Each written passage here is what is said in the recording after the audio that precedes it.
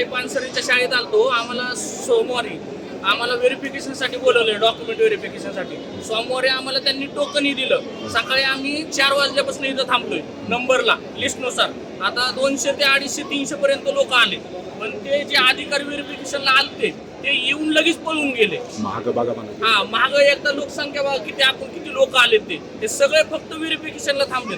नमस्कार, माझं नाव विवेक सांगे पाटील. मी माझ्या मुलीच्या ॲडमिशनसाठी इथे RTIचा फॉर्म टोकन घेण्यासाठी आलो होतो. सकाळी 8 साडेआठ पासून इथे मी हजर आहे. इथून फक्त गेटवर मला एकतर यादीमध्ये नाव नोंदवण्यास सांगण्यात आलेलं होतं आणि इथे कोणी शिक्षण अधिकारी इथे अवेलेबल होते. शिक्षण अधिकारी इथे अवेलेबल नव्हते ना, कोणी तर त्यांचे कोणी स्टाफ इकडे अवेलेबल नव्हता, जेणेकरून आम्हाला एकतर टोकनची स्थिती यादी किती ते किती झालेली आहे कंप्लीट त्याची काही माहिती त्यांनी दिलेली नाही आहे. आणि जे व्हेरिफिकेशनसाठी आलेत त्यांचे व्हेरिफिकेशनही सुरू झालेलं नाही आहे. पहिली यादी लावली त्यांनी, आज त्यांना 15 तारीख देण्यात आलेली होती की तुम्ही या, पण त्यांनी अजूनही आल्यानंतर कामाला सुरुवात केलेली नाही आहे. आणि ते आले स्वतः गुपचूप आणि लगेच निघून गेले. कोणाला माहिती पडलं नाही की बाबा ते इथे आलेले आहेत. शासनाला माझा एक क्वेश्चन आहे, जर तुमचं नियोजन शून्य आहे तर पालकांची ही हालत होत आहे, तर तुम्ही त्याबद्दल काही कठोर कारवाई करणार किंवा काही तर नियोजन करणार का? जर तुम्ही जर असं सांगितलं या दिवशी तुम्ही 200 पालक त्यांना आम्ही कुपन देणार आणि त्यांचे डॉक्युमेंट व्हेरीफाय होणार, त्या प्रकारे पालक पण तुमच्याप्रमाणेच वागले, त्याप्रमाणेच त्यांनी बिहेव केलं असतं. आज मित्रही सांगतो, सोमवारी यांनी जवळपास 750 कुपन वाटले आणि त्या दिवशी त्यांनी कमिटमेंट केली की 150 कुपन्सवाल्यांना आम्ही सकाळी 10:30 वाजल्यापासून आम्ही फॉर्म व्हेरिफिकेशन करणार. आज हे कितीतरी पालक हे स्वतःची सुट्टी टाकून वेगवेगळ्या कंपनीमध्ये तिकडे काम करतात. त्यांनी प्रत्येकाने इंडिव्हिज्युअली, आज दुसरा दिवस आहे, सुट्ट्या टाकून आज इथे आले. आज काय म्हणतात 3 वाजता या. आज मला एक सांगा, 3 वाजता जर आले तर हे 6 वाजेपर्यंत किंवा 5:30 पर्यंत याचा टाइम जातो. तेवढ्यापर्यंत 150 लोकांचं त्यांनी व्हेरिफिकेशन करतील का? मी भोसरीवरून आलेली आहे, सत्तूर नगर भोसरीवरून. माझ्या मुलीचा नंबर लागलेला आहे RT मध्ये.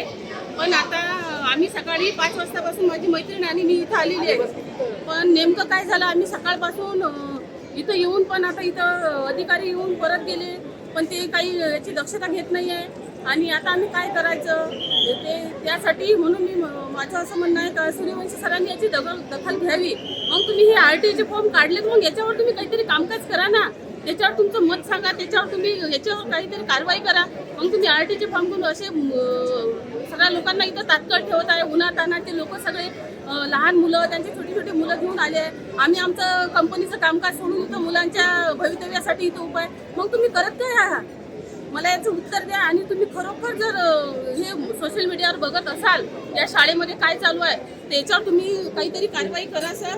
कारण की आता तर तुम्ही 20 तारीख दिली आहे, मग आम्ही 20 तारखेच्या नंतर काय करायचं? पण त्यांनी ना 400-500 लोकांची लिस्ट घेतलेली आहे, तरी आता त्यांचं म्हणणं आहे की बाबा आज 200 लोकांना देणार आहे, तर बाकीच्या लोकांनी परत काय हे करायचं त्याच्या बाबतीत? लोकांना त्यांचं म्हणणं आहे की फक्त 200 टोकन देणार. इथं 200 टोकन नाही, 1100 ते 1200 लोक आले तिथं. आणि ते म्हणतायत की 900-800 लोक घरी परत जावा, आम्ही फक्त 200 लोकांना टोकन देऊ. आणि जे सोमवारी आले त्यांचंही सकाळी 10:30 वाजता बोलवलं, तिथं 9 ते 8 वाजता अधिकारी आहेत का इथे? आता पळून गेले इथले अधिकारी येऊन पळून गेलेले.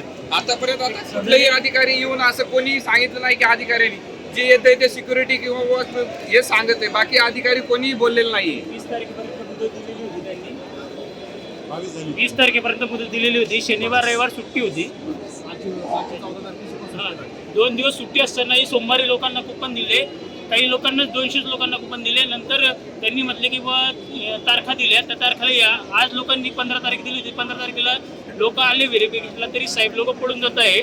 आणि एवढ्या लोकांची हिरमूड होते, प्रत्येकाचं जॉब आहे, कोणाचे बहिणी आई आहे, सगळे मुलं बाळ घेऊन उन्हात सर्व लोक उभे आहे, तरी कोणीही लक्ष देत नाही.